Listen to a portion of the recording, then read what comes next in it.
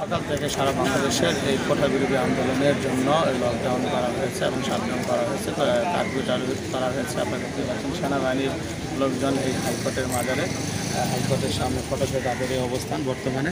আপনারা প্রত্যেকটাই জানেন বাংলাদেশের প্রত্যেকটি স্থানে আজকে এই কারফিউ জারি করা হয়েছে। এই কারফিউটা বলবৎ থাকবে বিকাল 3টা পর্যন্ত। যদি আরও যদি কোনো সমস্যা হয় সেই ক্ষেত্রে অবশ্যই মানুষকে এই ভোগান্তি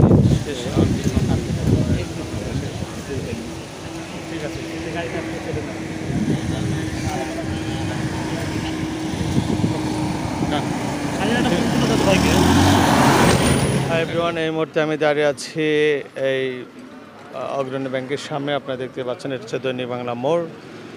সেনাবাহিনীর পক্ষ থেকে টল খুবই জোরদার করা হয়েছে। দেখতে পাচ্ছেন বাংলাদেশের প্রত্যেকটি জায়গায় সেনাবাহিনীর এই টলটি করা হয়েছে। আমরা এই মুহূর্তে রয়েছি বড় বাংলাদেশের লাইক পেজের সাথে। আপনারা জানেন সকাল থেকেই আজকে 2-3 দিন যাবত এই সেনাবাহিনীর কারফিউ জারি করা হয়েছে, শাটডাউন কর্মসূচি পালন করা হয়েছে। এই মুহূর্তে প্রক্রিয়াপুলে আমি অবস্থান করছি। আপনারা দেখতে পাচ্ছেন মানুষের উপস্থিতি এবং পুলিশ প্রশাসনের পক্ষ থেকে নিরাপত্তা জোরদার করা হয়েছে। আমরা সরাসরি আপনাদেরকে এই জোরদার করা হয়েছে, আমরা সরাসরি আপনাদেরকে দেখাচ্ছি। এই মুহূর্তে পুলিশ প্রশাসনের পক্ষ থেকে নিরাপত্তা জোরদার করা হয়েছে। এছাড়া যে যেখান থেকে আসবে তাদেরকে অবশ্যই তাদের আইডি কার্ড এবং জরুরি প্রয়োজন ছাড়া বের হতে পারবেন, এমনটি তথ্য আমাদেরকে জানিয়েছেন।